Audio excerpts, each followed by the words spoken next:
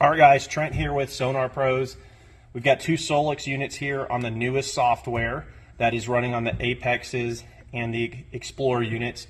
And we've got an issue with these brand new units that is really common right now when it comes to networking. So for reference, our right-hand unit right here is what's running all our transducers. Our left-hand unit here does not have any transducers, and it is in network.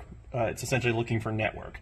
So I'll show you right here. If I go to side scan, or actually down scan, you'll see that we have pinging disabled on our left unit, but our right unit that has the transducer installed does not say pinging disabled. That is because this left unit needs to network to the right unit for transducer. How you can do that with the new software, we're going to go to the home page, we're going to go to settings, we're going to go to sonar, sonar source, and this right here is where we can go in and tell this unit to read from a network device. So on our network, we've got this unit. We've got two remote units, being a SOLIX 10 and a SOLIX 12.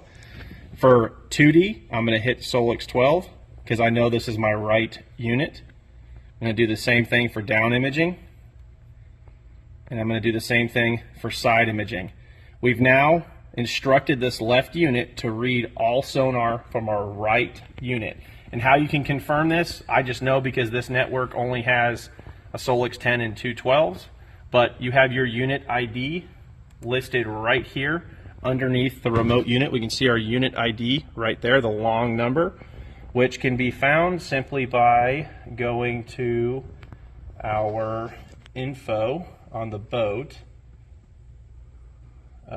Under system info, can see right there our model number is ending in 20012, and we'll go over here 20012. So again, side scan, down scan, 2D are all networked to our right unit. So now when I go back to down scan, you can see it no longer says pinging disabled. So now this device is set up to read sonar via network to our right unit. We've got some phone calls about this. If you have that issue, it's more than likely you need to go through and set up your network devices because it doesn't do it automatically.